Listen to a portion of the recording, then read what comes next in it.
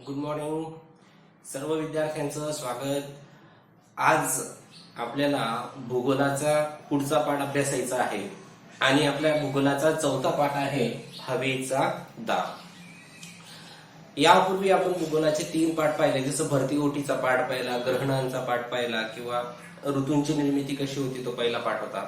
आता आपण चौथा पाठ पाहणार आहोत हवेचा दाब, की हवेचा दाब हे नेमकं का आणि त्याच्यामुळे हवेच्या दाबामुळे नेमकं कशी परिस्थिती निर्माण होते ते आपल्याला या पाठामध्ये पाहायचं आहे।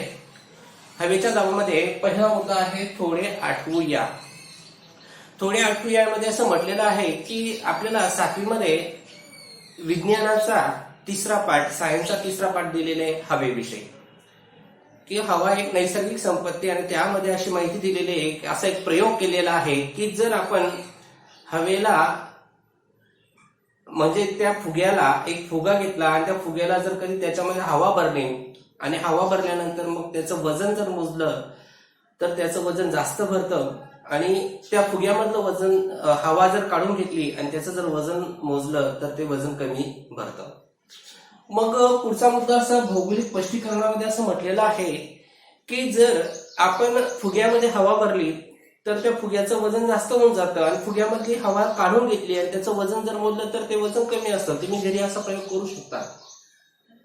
याचा अर्थ असा की मग हवेला काय असतं, तर हवेला वजन असतं। साहजिकच आपण जर त्या फुग्यामध्ये हवा भरली होती आणि त्याचं वजन मोजलं होतं तर ते वजन जास्त भरलं होतं आणि हवा काढून घेतल्यानंतर वजन मोजली तर वजन कमी होतं। म्हणजे याचा अर्थ असा होतो की त्या हवेला वजन होतं।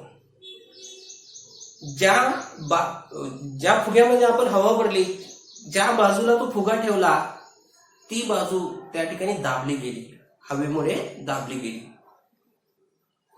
म्हणजेच काय की हवेमध्ये काय आहे, हवेमध्ये सुद्धा वजन आहे। जरी ती हवेतलं वजन आपल्याला दिसत नाही, ती हवा आपल्या आजूबाजूला आहे, जरी ती आपल्याला जाणवत नाही, पण जर कधी आपण असे प्रयोग करून पाहिले तर आपल्याला असं लक्षात येतं की हवेला पण वजन असतं आणि ज्या गोष्टीला वजन असतं ती गोष्टी जर कधी एखाद्या वस्तूवर ठेवली तर त्या वस्तूवर त्याचा दाब पडतो।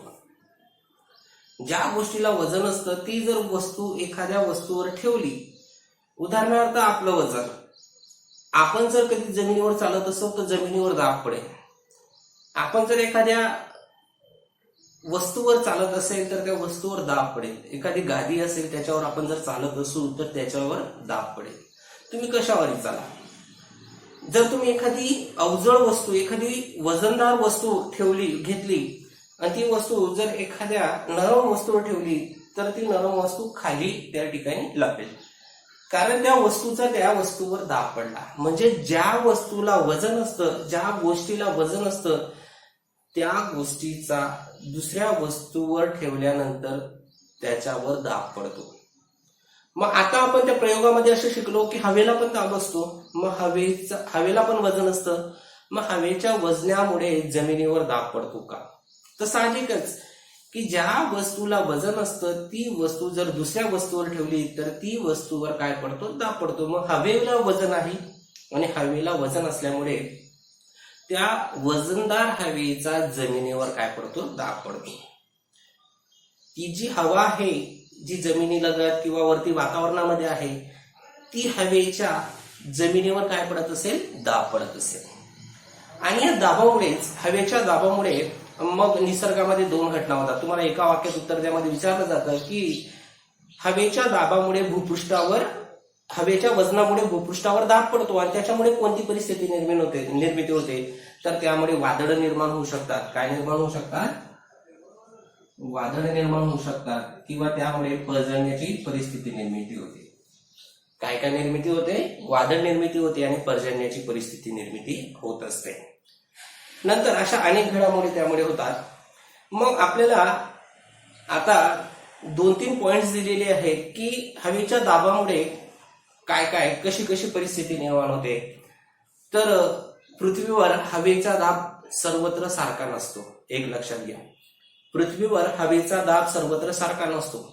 उदाहरणार्थ आपल्या पृथ्वीवर काही ठिकाणी जमीन आहे, काही ठिकाणी पाणी आहे, दोघं ठिकाणी हवेचा दाब सारखा असेल का? नाही। एवढंच नाही, उदाहरणार्थ भारतात विचार करू भारतामध्ये वाळवंट पण आहे, पठार पण आहे, मैदान पण आहे. मग सर्व ठिकाणी हवेचा दाब सारखा असेल का? नाही. कदाचित मैदानावर कमी असेल, वाळवंटावर कमी असेल, मैदानावर जास्त असेल, पठारावर कमी असेल. म्हणजे हवेचा दाब सर्वत्र ठिकाणी सारखा राहत नाही. पृथ्वीवर हवेचा दाब सर्वत्र ठिकाणी सारखा राहत नाही. दुसरं, हवेचा दाब वेळोवेळी बदलतो. दुसरा पॉईंट असा दिलेला आहे की हवेचा दाब वेळोवेळी बदलत असतो. मग हवेचा दाब वेळोवेळी बदलत असतो म्हणजे सकाळी हवेचा दाब जास्त असू शकतो, दुपारी कमी असू शकतो, रात्री परत जास्त असू शकतो. म्हणजे वेळोवेळी त्याच्यामध्ये बदल होत असतो. हवेच्या दाबाचा जमिनीवर वेळोवेळी बदल होतो.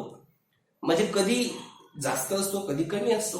हवेचा दाब सर्वत्र ठिकाणी सारखा नसतो. ते खरं आहे की काही ठिकाणी हवेचा दाब जास्त आहे, काही ठिकाणी कमी आहे. पण जर समजा एकच ठिकाणी निवडलं, ही जमीन निवडली, या ठिकाणी हवेचा दाब सकाळी कदाचित जास्त असेल, दुपारी कमी असेल, रात्री परत जास्त होऊन जाईल.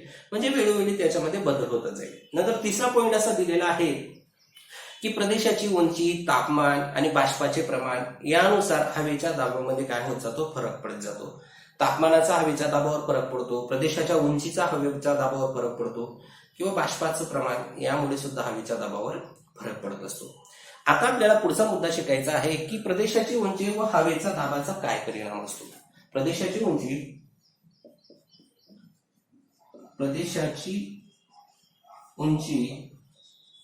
व हवेचा दाब याचा नेमका काय परिणाम असतो. प्रदेशाची उंची व हवेचा दाब जसजसं वर जावं तसतसं हवेचा दाब कमी कमी होत जातो. हे आपल्याला पाहायचं आहे. प्रदेशाची उंची व हवेचा दाब जसजसं वर जावं तसतसं, म्हणजे जसजसं प्रदेशाची उंची वाढत जाते, त्या प्रदेशामधली उंची वाढत जाते, तसतसं हवेचा दाब हा कमी कमी होत जातो. का कमी होत जातो? तर साहजिकच जर जमिनीलगत तुम्ही विचार केला तर जमिनीलगत धुलीकणांचं प्रमाण जास्त आहे. वर कधी गेला तर धुलीकणांचं प्रमाण कमी होत जाईल. पहिला आहे धुलीकण. जर तुम्ही जमिनीलगत विचार केला तर धुलीकण कसे आहेत? जास्त आहेत. आणि वर वर गेला तर धुलीकणांचं प्रमाण हे कमी कमी होत जातं. दुसरं आहे बाष्प. बाष्प म्हणजेच हवेमधील पाण्याची वाफ, याला म्हणतात बाष्प. हवेमधील पाण्याची वाफ. जमिनीलगत बाष्पाचं प्रमाण हे जास्त आहे आणि जसं वर जाल तसं बाष्पाचं प्रमाण हे कमी कमी होत जातं. तिसरं आहे एखादं जडवायू. वायूंचं प्रमाण कुठे जास्त आहे आणि कुठे कमी आहे? तर वायूंचं प्रमाण सुद्धा जमिनीलगत जास्त आहे. आता निसर्गामध्ये भरपूर वायू आहेत, जसं की नायट्रोजन, ऑक्सिजन, कार्बन डायऑक्साईड यांचं प्रमाण जमिनीलगत जास्त आहे. आणि तुम्ही जर वर गेलात तर त्याचं वायूंचं प्रमाण हे कमी कमी होत जातं. याचं एक उत्तम उदाहरण, जर आपण प्रदेशाच्या उंचीवर वर वर वर वर गेलो तर आपल्याला ऑक्सिजनची गरज भासते, ऑक्सिजनाची गरज भासते. याचा अर्थ ऑक्सिजन जमिनीलगत जास्त आहे आणि वर गेला तर मग ऑक्सिजनाचं प्रमाण कमी आहे. तसं प्रत्येक वायूचं आहे. म्हणजे याचा अर्थ जमिनीलगत धुलीकण जास्त आहे, बाष्पजाड जास्त आहे आणि जडवायू जास्त आहे. आणि जर वर गेला तर मग त्याचं प्रमाण कमी आहे. म्हणजे याचा अर्थ की भूपृष्ठालगत यांचं प्रमाण जास्त असल्यामुळे जमिनीलगत हवेचा दाब हा जास्त पडतो. जमिनीलगत म्हणजे जमिनीवर हवेचा दाब हा जास्त पडतो खाली. आणि जर तुम्ही वर गेलात तर हवेचा दाब कमी पडतो, कारण यांचं प्रमाण कमी होऊन जातं. हवेमध्ये हे घटक असतात, धुलीकण असतं, बाष्प असतात, वायू असतात. हवेमधले हे घटक जमिनीलगत जास्त असतात, म्हणजे खाली त्याचं वजन जास्त पडतं, हवेचा दाब जास्त पडतो. पण याचं प्रमाण जर वर वर वर वर गेला तर मग प्रमाण कमी झाल्यामुळे तिथे हवेचा दाब मात्र कमी पडत असतो. तर आपल्याला याच्यावरून कळतं की प्रदेशाची उंची व हवेचा दाब यांचा परस्पर संबंध असतो. म्हणजे प्रदेशावर आपण जसे वर गेलो, उदाहरणार्थ तुम्ही जर कधी जमिनीवर त्या ठिकाणी एखाद्या वस्तूचं वजन मोजलं तर ते जास्त भरेल, पण जर तुम्ही वर त्या ठिकाणी त्या वस्तूचं वजन मोजलं तर ते वजन कमी भरेल. हवेचा दाब कारण जमिनीलगत जास्त आहे. आणि जर तुम्ही समजा माउंट एव्हरेस्टवर गेलात तर त्या ठिकाणी त्या शिखरावर हवेचा दाब हा कमी आहे, कारण तिथे धुलीकणांचं प्रमाण, बाष्पाचं प्रमाण आणि जडवायूचं प्रमाण कमी आहे आणि जमिनीलगत यांचं प्रमाण जास्त आहे. म्हणजेच उंचीनुसार सुद्धा हवेच्या दाबावर परिणाम होत असतो.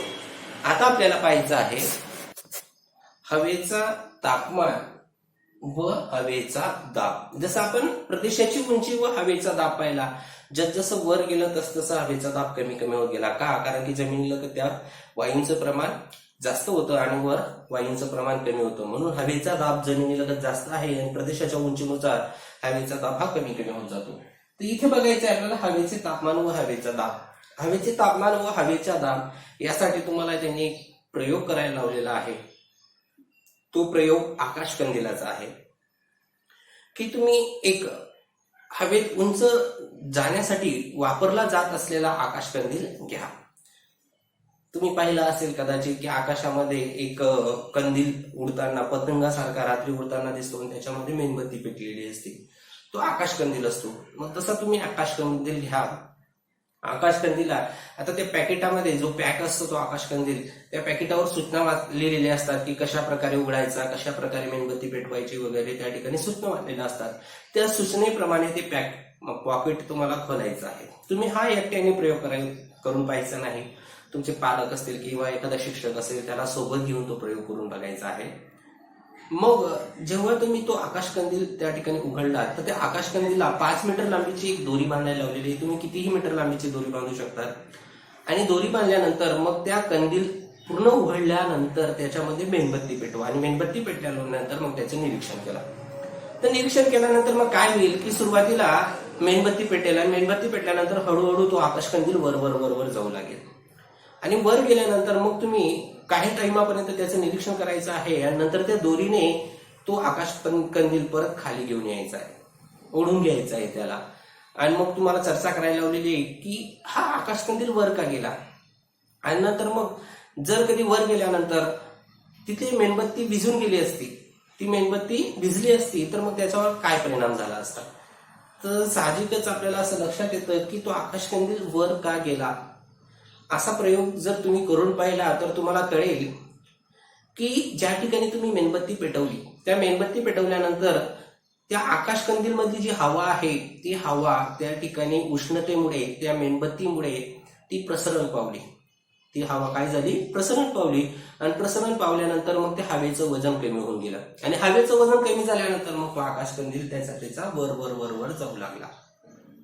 म्हणजेच जशी हवा प्रसरण पावते तशी ती हलकी होते आणि हलकी झाल्यानंतर मग ती वर वर वर वर जाऊ लागते. आणि दुसरं सांगितलेलं जर मग मेणबत्ती विजली असती तर मग मेणबत्ती विजली असती तर साहजिकच हवा तापली असती का, नाही. हवा तापली नसल्यामुळे मग तिथली हवा जळून गेली असती आणि तो मग आकाशकंदील खाली येऊन गेला असता. म्हणजेच तापमानाचा त्या हवेच्या दाबावर काय परिणाम होतो तर आपल्याला असं सांगता येईल की जमिनीवर सूर्यप्रकाश पडल्यामुळे, सूर्याची किरण पडल्यामुळे ती जमिनीवरची जी हवा आहे ती हवा तापते. हवा तापल्यानंतर मग ती प्रसरण पावते, ती विरळ होते. हवा तिथली हवा काय होते, प्रसरण पावते, ती विरळ होते. हवेचं वजन काय होतं, कमी होतं आणि हवेचं वजन कमी झाल्यामुळे मग ती हवा कमी वजनामुळे वर वर वर वर जाऊ लागते. हे आपण प्रयोगाद्वारे सुद्धा पाहिलं. म्हणजे तापमानाचा व हवेचा दाबावर परिणाम कसा होतो. तर ज्या ठिकाणी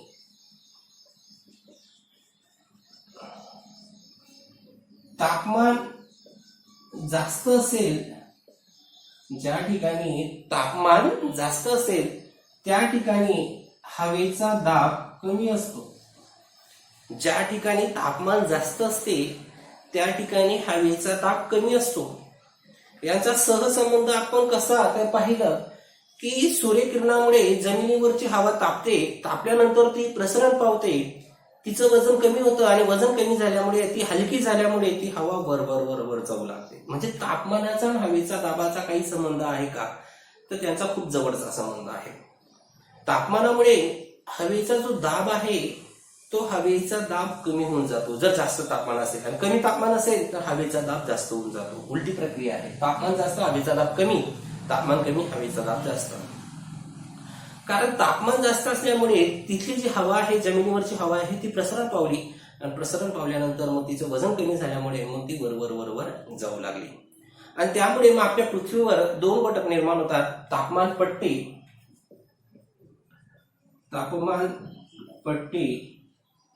व हवादाब पट्टी. हवादाब पट्टी व तापमान पट्टी असे 2 घटकांची निर्मिती होते तापमानामुळे, तापमान पट्टी व हवादाब पट्टी. आणि याची आकृती आपल्याला पेज क्रमांक 17 दिलेली आहे. मग ती मी इथे अगोदर काढतो आणि काढल्यानंतर मग त्याचं एक्सप्लेन करू की तापमान पट्टी आणि हवादाब पट्टी यांच्यामध्ये फरक काय असेल का. तर या ठिकाणी 2 आकृत्या दिलेल्या आहेत. ही जी पहिली आकृती आहे ही तापमान पट्टी दर्शवणारी आकृती आहे, पहिली आकृती. आणि ही जी दुसरी आकृती आहे ती हवादाब पट्टी दर्शवणारी आकृती आहे. तापमान पट्टी दर्शवणारी आकृती तुम्ही इयत्ता 6वी मध्ये त्याचं विश्लेषण पाहिलं असेल आणि हवादाब पट्ट्यांची माहिती आपल्याला या पाठामध्ये हवादाब हा आपल्या पाठाचं नाव आहे, हवेचा दाब. या पाठामध्ये या आकृतीचं आपल्याला विश्लेषण पाहायचं. या आकृतीमध्ये वारे दाखवलेले आहेत. ती जे वारे आहेत उत्तर ध्रुवीय वारे, दक्षिण ध्रुवीय वारे, हे वारे आपण विस्तृतपणे पुढच्या तासिकेला पुढच्या पाठामध्ये 5व्या पाठामध्ये त्याचा अभ्यास आपल्याला करायचा आहे. परंतु याचा परस्पर संबंध कसा असतो, सहसंबंध कसा असतो ते आपल्याला जाणून घ्यायचं आहे. की तापमान अगोदर आकृती समजून सांगतो. हा पृथ्वीगोल, या पृथ्वीगोलाच्या मध्यातून जे वृत्त गेलेलं आहे ते आहे विषुववृत्त. 0 डिग्री सेल्सिअसचे, 0 सेल्सिअसचं आहे विषुववृत्त. या विषुववृत्ताच्या वरती कर्कवृत्त आहे 23 डिग्री 30 मिनिट पर्यंत. कर्कवृत्त उत्तरेला, हे उत्तर ध्रुव आहे, हे दक्षिण ध्रुव आहे. उत्तरेला 23.5 डिग्रीवर कर्कवृत्त आहे आणि दक्षिणेला इथे 23.5 डिग्रीवर 23 डिग्री 30 मिनिट या दक्षिणेला आहे मकरवृत्त. हे आहे कर्कवृत्त आणि हे आहे मकरवृत्त. नंतर हे जे वृत्त आहे 66.5 डिग्री याला अंटार्क्टिक वृत्त म्हणतात आणि हे 66.5 डिग्री उत्तरेचं याला आर्टिक वृत्त असे म्हणतात. याला आर्टिक वृत्त म्हणण्याचा संबंध असा की तिथे आर्टिक समुद्र आहे, महासागर आहे, आणि याला अंटार्क्टिक वृत्त म्हणण्याचा अर्थ की ते अंटार्क्टिक खंड आहे, म्हणून या वृत्तांचं नाव पडलेलं आहे. हे कर्कवृत्त आणि हे मकरवृत्त यांचं नाव सुद्धा तिथल्या आढळणाऱ्या प्राण्यांवर, जसं कर्क म्हणजे खेकडा आणि या खेकड्यावरून त्याचं नाव पडलेलं आहे, कारण तिथे खेकडे खूप आढळतात. मकर म्हणजे मगर देखील जास्त आढळतात, हे पाण्यावरून गेलेले आहे म्हणून याला मकरवृत्त असे म्हणतात. मग असे हे जे तापमान पट्टे निर्माण होतात या तापमान पट्ट्यांचा अभ्यास तुम्ही इयत्ता 6वी मध्ये पाहिलेला आहे. आणि हे जे वृत्त, हे जे आकृती आहे हवादाब पट्ट्यांची, याची माहिती आपल्याला विश्लेषण आपल्याला पाहायचं आहे. आता याच्यामध्ये सुद्धा ही हिरव्या रंगाने, आता आकृतीमध्ये कसं दिसत असेल काय माहित, पण इथे हिरव्या रंगाने जे दाखवलेले आहे ते आहे कमी दाबाचे पट्टे आणि जे काळ्या रंगाने त्याला हिडिंग केलेलं आहे ते आहे जास्त दाबाचे पट्टे. जसं की मध्यभागी, पृथ्वीच्या मध्यभागी आपण कमी दाबाचा पट्टा काढलेला आहे, त्याला नाव दिलेलं आहे विषुववृत्तीय कमी दाबाचा पट्टा. विषुववृत्तीय कमी दाबाचा पट्टा, कारण की विषुववृत्ताच्या जवळ आहे आणि ते आहे 5 डिग्री उत्तरेला, 5 डिग्री दक्षिणेला. 0 डिग्री जे विषुववृत्त गेलेलं आहे मध्यातून त्याच्या उत्तरेला 5 डिग्री आणि 0 डिग्री जे विषुववृत्त गेलेलं आहे त्याच्या दक्षिणेला 5 डिग्री. नंतर उत्तरेला सुद्धा कमी जास्त आणि दाबाचे पट्टे निर्माण दाखवलेले आहेत आणि खाली सुद्धा कमी आणि जास्त दाबाचे पट्टे दाखवलेले आहेत. आपण पहिले उत्तरेकडचं बघू. उत्तरेला 25 डिग्री ते 35 डिग्री यांच्यामध्ये जास्त दाबाचा पट्टा निर्माण होतो. तो कसा निर्माण होतो त्याचं विश्लेषण तर आपल्याला या पाठामध्ये पाहायचं आहे, पण त्याला म्हणतात मध्य अक्षवृत्तीय जास्त दाबाचा पट्टा. मध्य अक्षवृत्तीय जास्त दाबाचा पट्टा. दक्षिणेला पण 25 डिग्री ते 35 डिग्री यांच्यामध्ये एक वृत्त गेलेला आहे, त्याला सुद्धा म्हणतात मध्य अक्षवृत्तीय जास्त दाबाचा पट्टा. उत्तरेला पण मध्य अक्षवृत्तीय जास्त दाबाचा पट्टा निर्माण झालेला आहे आणि दक्षिणेला सुद्धा मध्य अक्षवृत्तीय जास्त दाबाचा पट्टा निर्माण झालेला आहे. त्याच्यावरती 55 डिग्री ते 65 डिग्री यांच्यामध्ये कमी दाबाचा पट्टा निर्माण झालेला आहे, त्याला उपध्रुवीय कमी दाबाचा पट्टा असं म्हणतात. तुमच्या आकृतीमध्ये आहे, ती आकृती व्यवस्थित बघून घ्यायची, त्याच्यामध्ये तुम्हाला समजेल की त्याच्यामध्ये मध्यम ध्रुवीय जास्त दाबाचा पट्टा आणि उपध्रुवीय कमी दाबाचा पट्टा त्याच्यावरती. इकडे सुद्धा 55 डिग्री ते 65 डिग्री यांच्या दरम्यान निर्माण झालेला आहे उपध्रुवीय कमी दाबाचा पट्टा. नंतर दक्षिणेला 80 डिग्री ते 90 डिग्री, इकडे सुद्धा 80 डिग्री ते 90 डिग्री उत्तरेला या ठिकाणी जास्त दाबाचा पट्टा निर्माण झालेला आहे. मग तो कसा निर्माण झाला, काय निर्माण झाला याचं विश्लेषण आपल्याला बघायचंय. याच्यामध्ये तुम्हाला असं अपूर्ण वाटत असेल या आकृती, कारण याच्यामध्ये मी वारे दाखवलेले नाहीत आणि ते दाखवण्याची गरज पण नाही, कारण की वाऱ्यांचा अभ्यास आपल्याला पुढच्या तासिकेला, पुढच्या पाठाला व्यवस्थित पाहायचा आहे. तर अशा प्रकारे हे कमी दाबाचे पट्टे आणि जास्त दाबाचे पट्टे दर्शवणारी ही आकृती आहे. आणि हे तापमान पट्टे, हे तापमान पट्टे पण हे उष्णकटिबंधीय तापमानाचा पट्टा आहे एवढा, ही समशीतोष्ण कटिबंधीय तापमानाचा पट्टा आहे. नंतर शीतकटिबंधीय तापमानाचा पट्टा, हे आहे उष्णकटिबंधीय, हे आहे समशीतोष्ण कटिबंधीय, आणि हे ध्रुवीय जास्त दाबाचं तापमान, ध्रुवीय शीतकटिबंधाचा, हे आहे शीतकटिबंधाचा, हे आहे शीतकटिबंधीचा. तर हे तापमान पट्टे दर्शवणारी आकृती तुम्ही इयत्ता 7वी मध्ये व्यवस्थित पाहिली आहे. आता आपल्याला पाहायचं आहे ही आकृती हवा दाब पट्टे दाखवणारी, हवेचा दाब कसा पडतो जमिनीवर ती आकृती आपल्याला पाहिजे आहे. तापमान पट्ट्यामध्ये उष्णकटिबंधीय तापमान पट्टा जो 0 डिग्री पासून 23 डिग्री उत्तरेला 23 डिग्री दक्षिणेला म्हणजे कर्कवृत्त आणि मकरवृत्तापर्यंत पसरलेला आहे, खूप मोठा पट्टा आहे. नंतर समशीतोष्णीय कटिबंधीय पट्टा हा 23 डिग्री ते 66 डिग्री उत्तरेला पण आणि दक्षिणेला पण, हा सुद्धा जास्त आहे. आणि नंतर मग 66 डिग्री ते 90 डिग्री उत्तरेला पण आणि दक्षिणेला पण हा शीतकटिबंधीय पट्टा आहे. या पट्ट्यांची अभ्यास आपण पाहिलेला होता. तर हे तापमान पट्टे आणि हवादाब पट्टे, तापमान पट्टे आणि हवादाब पट्टे यांचा परस्पर सहसंबंध असतो. तापमान पट्टे व हवादाब पट्टे यांचा परस्पर सहसंबंध असतो. लक्षात घ्या, तापमान पट्टे व हवादाब पट्टे यांचा परस्पर सहसंबंध असतो. परंतु तापमान पट्टे यांचा अक्षवृत्तीय विस्तार, तापमान पट्टे यांचा अक्षवृत्तीय विस्तार हा जास्त असतो व हवादाब पट्टे यांचा अक्षवृत्तीय विस्तार हा कमी असतो. हवादाब पट्टे यांचा अक्षवृत्तीय विस्तार कमी असतो. तापमान पट्टे यांचा हवादाब विस्तार जास्त असतो व हवादाब पट्टे यांचा अक्षवृत्तीय विस्तार, तापमान पट्टे यांचा हवादाब अक्षवृत्तीय विस्तार जास्त असतो आणि हवादाब पट्टे यांचा अक्षवृत्तीय विस्तार कमी असतो. तो कसा बघा, तुम्हाला इथे दाखवलेलं आहे, तिथे पण विश्लेषण करून दाखवलेलं आहे. ही तापमान पट्टे दर्शवणारी आकृती आहे. तापमान पट्टे यांचा अक्षवृत्तीय विस्तार जास्त कसा, हे तापमान पट्टेमध्ये आपण समशीतोष्ण पट्ट्याचा विचार करू. तिथे पण दिलेले समशीतोष्ण पट्टे कुठपासून तर कुठपर्यंत आहे, 23 डिग्री 30 मिनिट ते 66 डिग्री 30 मिनिट. इथे बघा 23 डिग्री 30 मिनिट ते 66 डिग्री 30 मिनिट समशीतोष्ण कटिबंधीय पट्टा आहे. म्हणजे किती डिग्रीचा फरक पडला, 23 डिग्रीचा. किती डिग्रीचा फरक पडला, 23. तापमान पट्टा खूप मोठा आहे 23 डिग्रीचा. आणि इथे बघा हवादाब पट्टे किती फरक आहे, 25 डिग्री ते 35 डिग्री. म्हणजे किती डिग्रीचा फरक आहे, फक्त 10 डिग्रीचा. इथे 55 डिग्री ते 65 डिग्री, किती डिग्रीचा फरक आहे, 10 डिग्रीचा.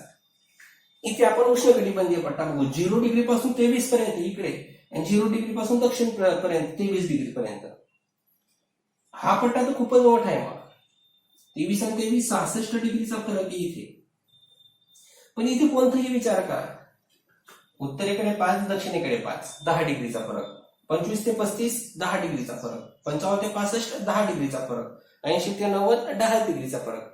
म्हणजे हवादाब पट्टे यांचा अक्षवृत्तीय विस्तार कमी आहे आणि तापमान पट्टे यांचा अक्षवृत्तीय विस्तार जास्त आहे. हवादाब पट्टे यांचा अक्षवृत्तीय विस्तार कमी आहे आणि तापमान पट्टे यांचा अक्षवृत्तीय विस्तार जास्त आहे, अधिक आहे. हा फरक आपल्याला त्या ठिकाणी दिसून येतो, तापमान पट्टे आणि हवादाब पट्टे. आणि या आकृतीवर आपल्याला काही प्रश्न दिलेले आहेत. आता मी त्या आकृत्यांचा एक व्हिडिओ तयार करतो, याला जॉईन करतो, त्याच्यामध्ये व्यवस्थित त्या आकृत्यांचं विश्लेषण पाहून घ्यायचं आहे. त्यानंतर मग या आकृतीमध्ये आपण एक एक पट्ट्यांचा अभ्यास करणार आहोत की ही विषुवृत्तीय जास्त दाब कमी दाबाचा पट्टा का निर्माण झाला, नंतर मध्य अक्षवृत्तीय जास्त दाबाचा पट्टा का निर्माण झाला, नंतर उपध्रुवीय कमी दाबाचा पट्टा का निर्माण झाला आणि ध्रुवीय जास्त दाबाचा पट्टा का निर्माण झाला, याचा अभ्यास आपल्याला या पाठामध्ये व्यवस्थित बघायचा आहे. पण तापमान पट्ट्याचा जर विचार केला तर तापमान पट्टीविषयी तुम्ही अगोदरच इयत्ता 6वी मध्ये व्यवस्थित माहिती पाहिलेली आहे. आता आपल्याला ही आकृती व्यवस्थित लक्षात घ्यायची आहे. पण एक फरक लक्षात घ्या, तापमान पट्टे यांचा अक्षवृत्तीय विस्तार जास्त आहे आणि हवादाब पट्टे यांचा अक्षवृत्तीय विस्तार कमी आहे. तापमान पट्ट्याचा कधी कधी 66 डिग्री, कधी 23 डिग्री, इथे मात्र 10 डिग्रीपेक्षा ते जास्त पट्टे निर्माण होत नाही. आता आपल्याला त्या आकृतींचं ते प्रश्न जे दिलेले आहेत त्यांचं प्रश्नांचं उत्तर पाहायचं आहे.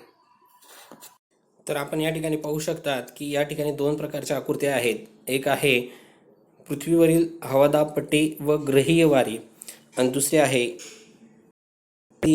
तापमान पट्टे. तर ही आकृती तापमान पट्टे दर्शवणारी आहे आणि ही हवादाब पट्टे दर्शवणारी आकृती आहे. आणि याच्यावर आपल्याला काही प्रश्न विचारलेले आहेत. या आकृतीवर हवादाब पट्टे दर्शवणाऱ्या आकृतीवर काही प्रश्न विचारलेले आहेत. त्या प्रश्नांची उत्तरे आपल्याला की इथे पहिला प्रश्न विचारलेला आहे, उष्ण कटिबंधीय प्रदेशांमध्ये कोणता दाबपट्टा प्रामुख्याने आढळतो? उष्ण कटिबंधीय प्रदेशांमध्ये कोणता दाबपट्टा आहे? आपण आकृत्यांकडे जाऊया. इथे बघा, हे उष्णकटिबंधीय प्रदेश आहे आणि उष्णकटिबंधीय प्रदेशाच्या दरम्यान म्हणजे इथे मध्यभागी कोणता पट्टा आहे? तर इथे पाहू शकतो, तर इथे विषुववृत्तीय कमी दाबाचा पट्टा निर्माण झालेला आहे. कारण की या ठिकाणाची हवा तापमान जास्त असल्यामुळे वर निघून गेली, म्हणून इथे हवा कमी उरली, म्हणून इथे विषुववृत्तीय कमी दाबाचा पट्टा निर्माण झालेला दिसून येतो. दुसरं तुम्ही त्या ठिकाणी पाहू शकता.